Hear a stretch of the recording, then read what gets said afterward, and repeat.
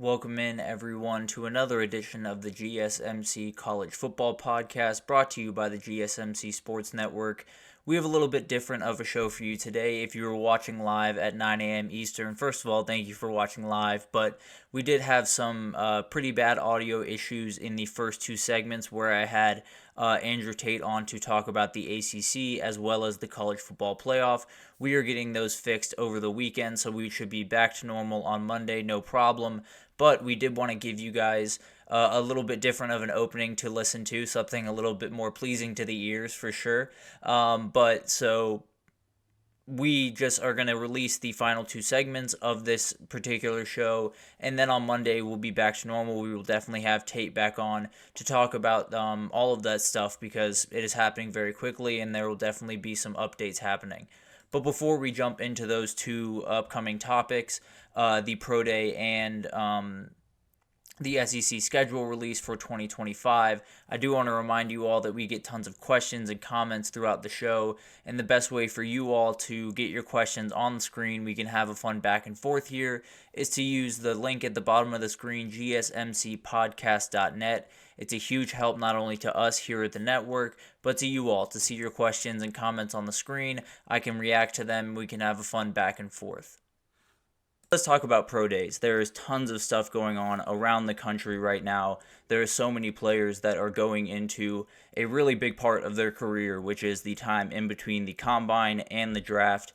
We know that the combine only means so much, right? There's only so much that you can learn about a kid when he's going through drills in a t-shirt and shorts. It's not necessarily the same thing as live ball, and obviously these pro days not necessarily the same thing either, but you get to see them in their natural environment, in the school that they've been at for hopefully a couple of years, and see them where they're comfortable catching passes from their quarterback or throwing to their receivers. So let's jump in. We had USC, Texas, and Ohio State, and Bama this week, so definitely a lot to break down. Let's start with the big guy. Let's start with Caleb Williams and USC. He put on an absolute show for pretty much every NFL scout and coach you could possibly think of. Obviously, the Bears were out in force. There was Matt Eberflus, the head coach, was in attendance, as is Ryan Poles, the GM. They were both in Southern California for his workout. Also, Keenan Allen, the new addition to the Bears from the Chargers, was down there watching possibly his future quarterback go through workouts. He had some absolutely beautiful deep balls that were just insane to watch. He's as special as they all say. The dude is really remarkable. He's built very, very nicely. Came in a little bit, I think, shorter than he was at the combine, which is interesting. But at the end of the day, he's remarkably talented. If you've been watching college football, you know that. There are some worries, obviously, with some of his interviews, some of the ways that he's gone about business throughout this process, including not working out at the combine.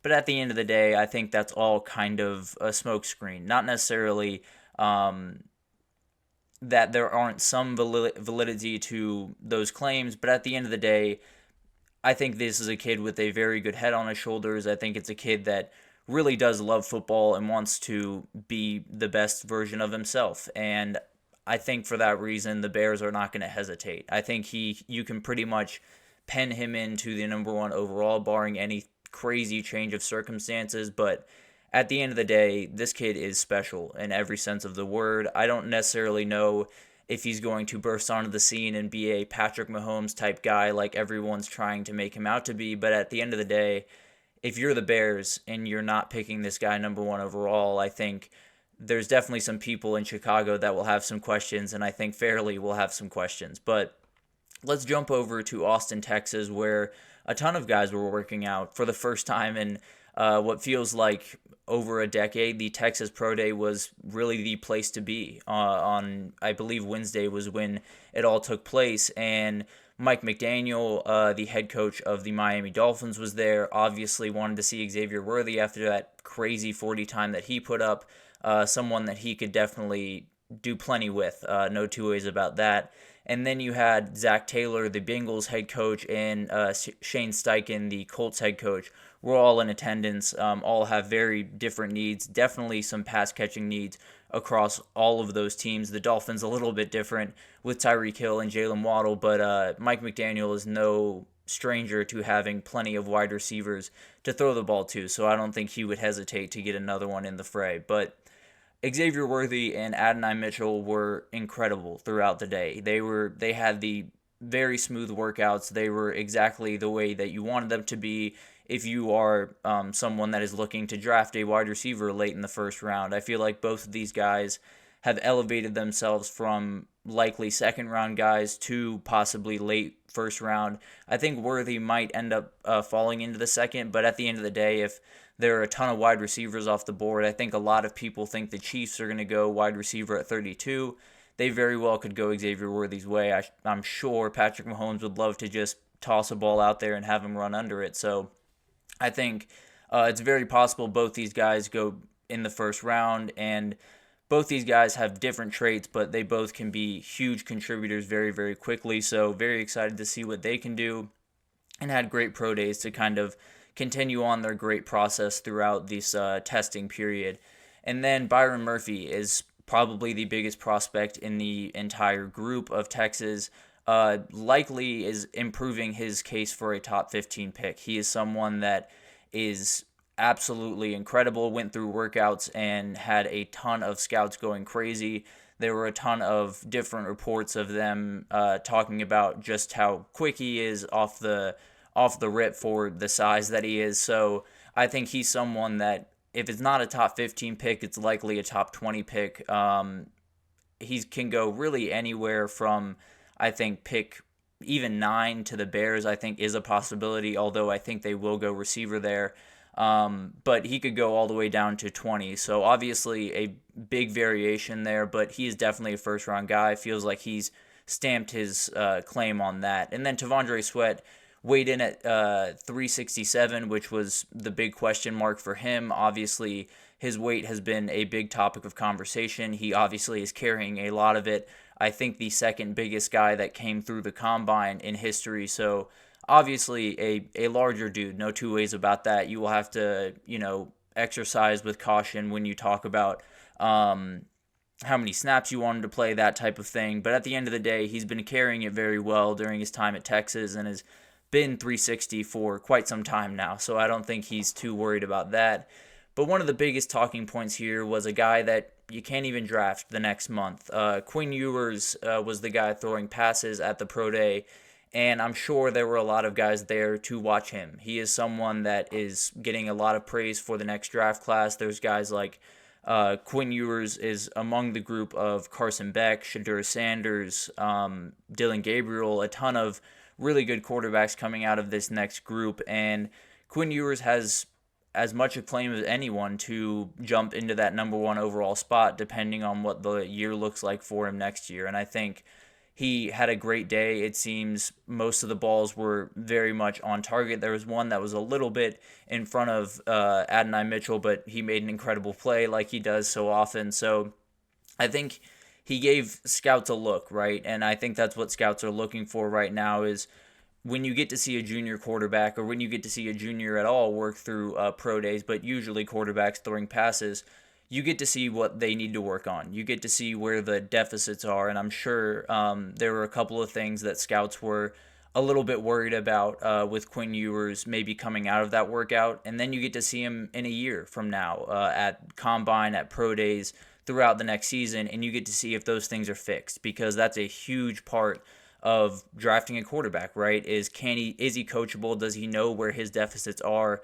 And is he willing to work on them? So Quinn Ewers getting to be in front of those eyes as early as possible, I think is huge for him. I think when he gets in front of them a year from now, he'll look even sharper, and then those guys will be even more excited to take him. So I think it's always great when a younger quarterback gets his chance to show NFL scouts a little bit early what he's got in the tank, but he's definitely someone that, as of right now, has all the potential in the world, does need to take a pretty substantial, I think, step forward to be that top guy in the draft class, but the talent is there. The arm talent is absolutely there. The question is, can he work on some of the different little deficits, the deep balls, the things like that that he needs to, and he's on his way right now. So definitely someone that they were watching fairly closely, even though they can't draft him next month.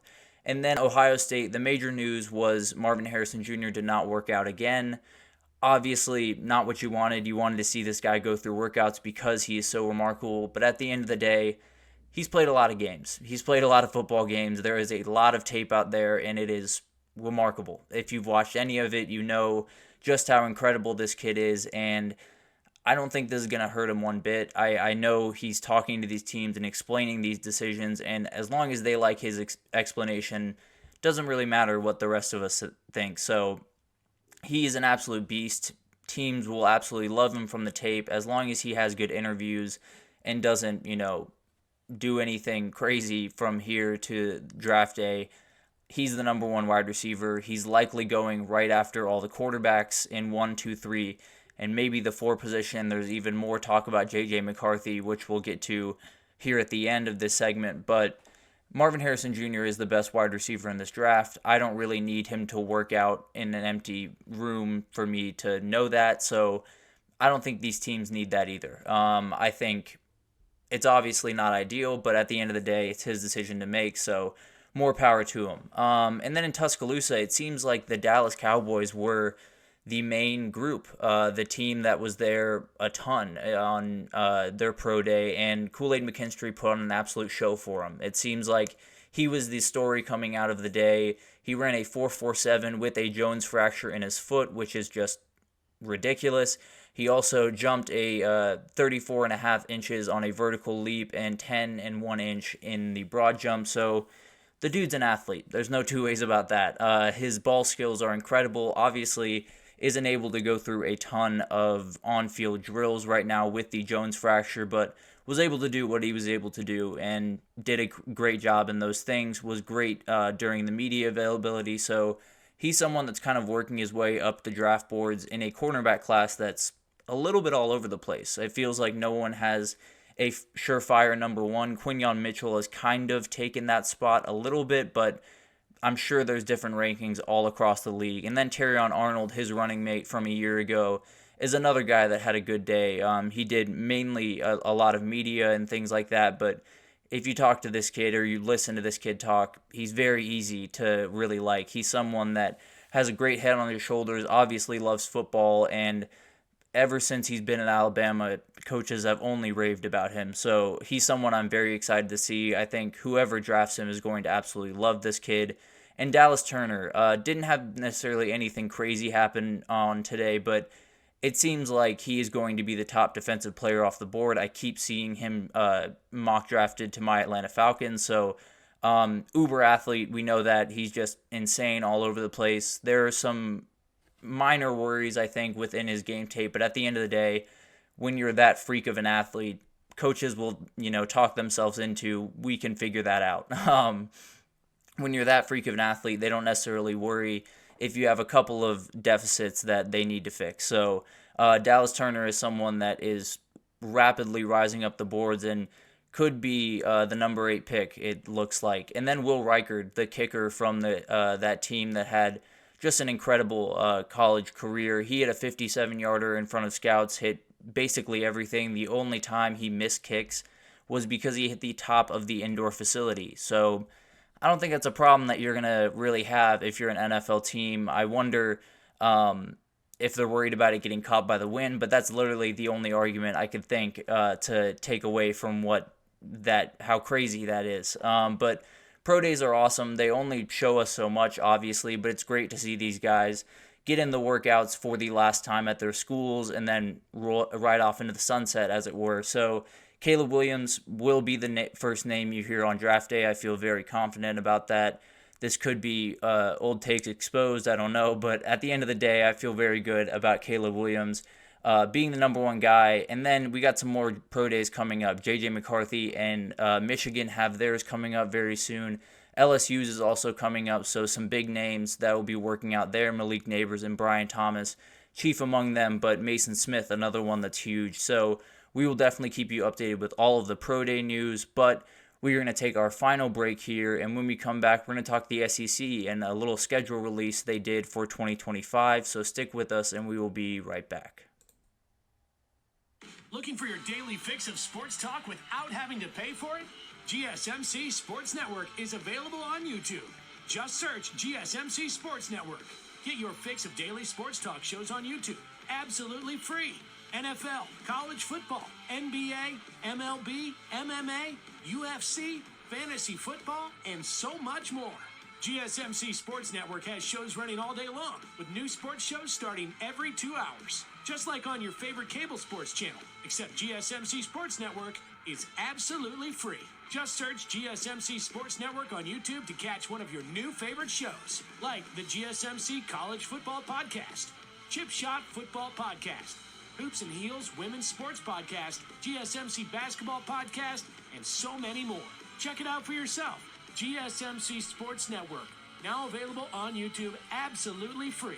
Search GSMC Sports Network on YouTube right now. Welcome back, everyone. We just talked about all the pro days across the country. I apologize for some of the audio issues on the breaks in between, but I'll get that figured out before next week, and we will continue on as usual. But the SEC just recently released their 2025 schedule, or at least some sort of a pseudo schedule, if you will, for 2025, because it looks like a lot of what we're going to get in 2024.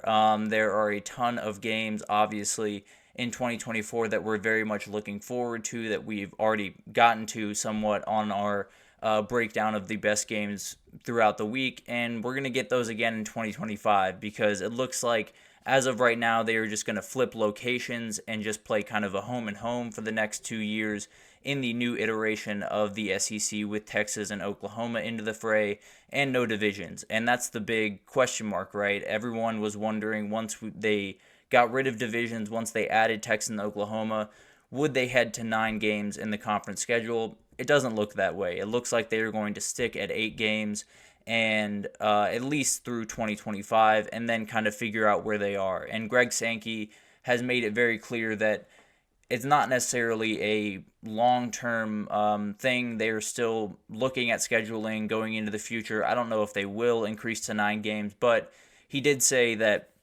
as of right now, with all of the questions going on around the sport, especially with conference realignment and everything, he said it's probably best for us to wait on that, wait until we have a little bit more of an idea of what the future holds for this sport and where we are all sitting at the end of the day, and then we'll make a decision of how many conference games, how many non-conference games we want to play. But right now, it is 8 conference games plus 1 game that you have to play against one of the major conferences or Notre Dame. That still does include the 2 Pac-12 teams, so Oregon State and Washington State, although I don't think anyone in the SEC is taking advantage of those two. Not taking advantage, but is playing those two, might be taking advantage of them, but I don't think anyone is playing those two this fall, so we'll not be playing them in 2025. But although it is a while away and we have quite some time to wait for these, why don't we look into a couple of the games in 2025 that are just going to be really, really awesome to watch. And I think it starts in Athens, Georgia. They host Alabama and Texas in 2025, so 2 games that are going to be absolutely huge. And the QB matchups, I think, are the things that everyone wants to know about, everyone wants to hear about. And for Georgia, I think it's likely Gunnar Stockton. He's been sitting in the wings for quite some time, kind of the Carson Beck way of things, and has been learning the ropes, and likely will be ready to take over in 2025. But there's a kid that just came in there named Ryan Puglisi, who I think is an absolute dude. I think he's going to walk on that or has already walked on the campus about 5 miles behind me, but he's someone that everyone that has talked to him has said he has an incredible head on his shoulders, loves football to the nth degree, has an incredible arm, reminds me a lot of Carson Beck, honestly, in the way that he carries himself and the way that he plays. He's someone that a lot of people think is going to be a huge player for Georgia. He was committed during the Dylan Raiola craziness, where he was committed, then decommitted, and went to Nebraska. He never flinched, and it reminded me a lot of the Malik Murphy recruitment at Texas, where Quinn Ewers comes in and Malik Murphy doesn't flinch, and everyone's kind of sitting there waiting for him to decommit or waiting for him to go somewhere else, and he never did, and he stuck it out, and he came onto campus, and now he's getting his chance at Duke. I don't think Ryan Puglisi is going to need to go anywhere to get his chance. I think he's someone that is going to be an absolute beast at Georgia and might just take over in 2025. So while Gunnar Stockton right now, I would say, is the betting favorite and probably the person that I would take, when we come around to spring, I think we're going to hear the name Ryan Puglisi much, much more, and it'll be very interesting to see what happens there. For Texas, it's easy. It's going to be Arch Manning. I think we have waited long enough for the prodigal son, as it were, to play at Texas. He is likely going to be the starting quarterback in 2025, barring some crazy turn of events, but it looks like Quinn Ewers will be off to the draft and Arch Manning will take the reins. There was a lot of talk about possibly him going somewhere else this upcoming year. Never really happened, and the talk never really came from anyone in his camp, so I never put that much stock into it. But he's someone that everyone's really excited to see, whether you're excited to see him because you want to see him fall flat on his face, or you're excited to see him because you want to see if he lives up to the remarkable hype that has been built around him. But he will likely be the guy, and he'll be thrown into the fire in Athens. And then in Bama, kind of an interesting situation. They have actually 3 guys, in my opinion, that have a shot for this job. And obviously Ty Simpson has been there for some time, stayed in when the new staff came over, and is a very good quarterback. And honestly fits Kalen DeBoer fairly well, has a lot of arm talent, is more of a pocket passer, unlike Jalen Milroe, who's actually been taking tons of strides. If you see some of the clips, he looks like a totally new person throwing the ball throughout spring. But I think Ty Simpson is likely the betting favorite right now, but also Austin Mack came over from Washington with Kalen DeBoer. Another guy that he likes a lot is someone that's very talented, super tall and athletic, and has a ton of arm strength, so definitely someone to watch there. And then Dylan Lonergan is someone that they absolutely loved at Bama, or at least the former staff absolutely loved the physical ability of him, and I'm sure the new staff will love it just the same. I think he's someone that will definitely get a lot of talk around Tuscaloosa. I'm not sure if that will lead to him getting the job, but the talent is absolutely there, and especially with Kalen DeBoer or whoever's calling Nick Sheridan, the OC down there, being able to be in his ear, maybe that talent wins out in the end of the day. A couple more games. Arkansas and A&M traveled to Austin to play a game for the first time since 2008 for Arkansas and 2010 for A&M. Obviously, those are going to be crazy atmospheres. It's the first time Texas has played either of these teams. Well, they played a home-and-home with Arkansas fairly recently, I think in 2019, 2020, if I'm not mistaken there. But A&M, obviously been a long time. They will travel to College Station this time around. But I know Texas fans are very excited to get them in DKR and possibly, get that win against them in DKR for the first time in quite some time. So I think those are 2 games that, if you're looking for an atmosphere, those are going to be very exciting.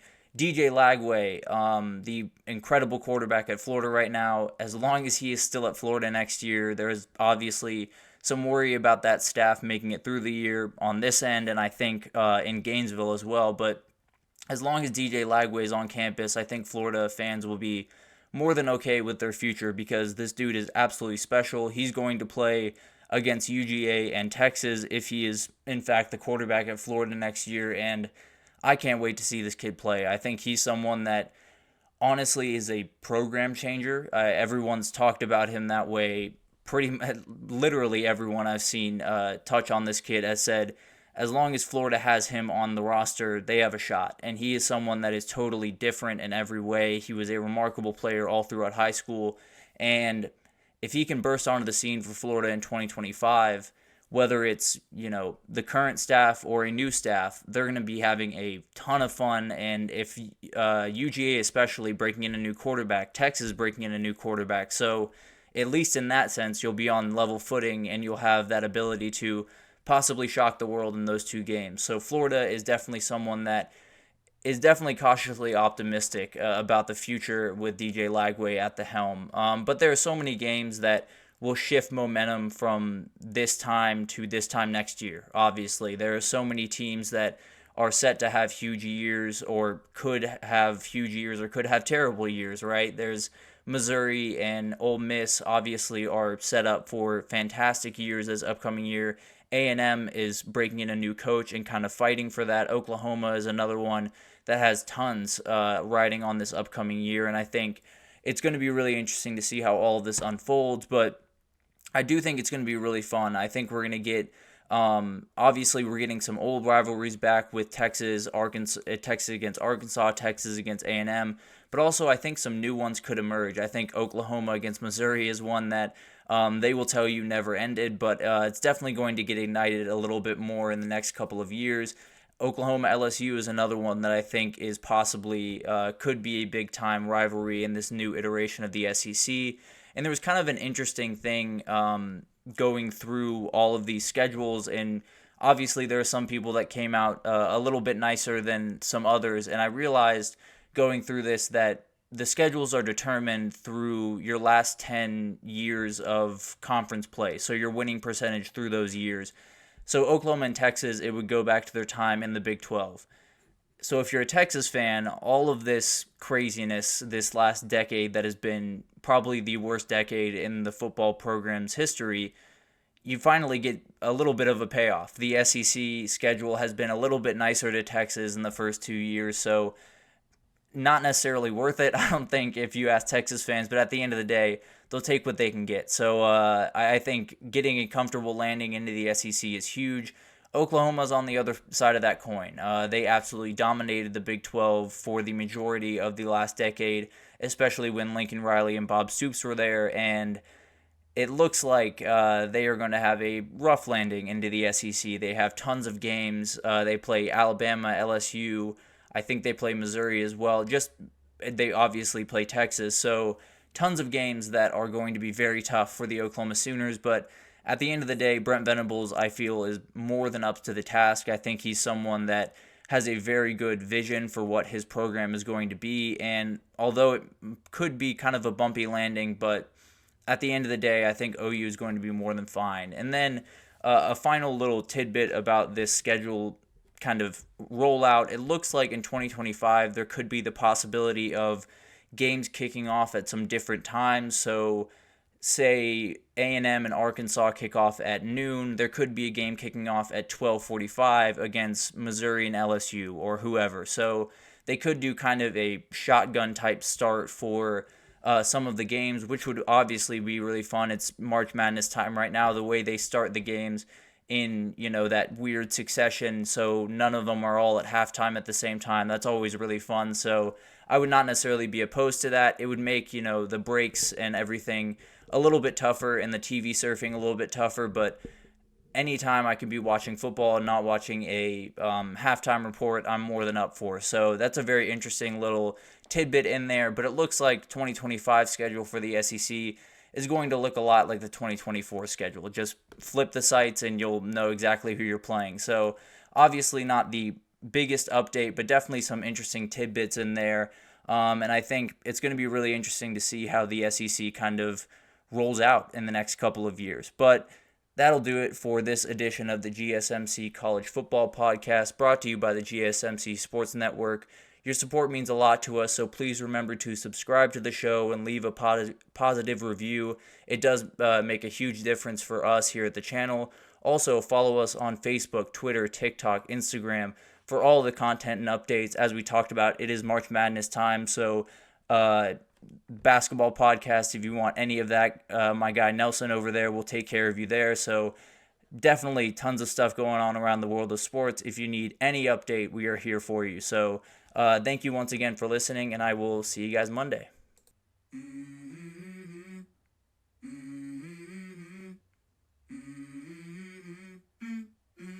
Let's go.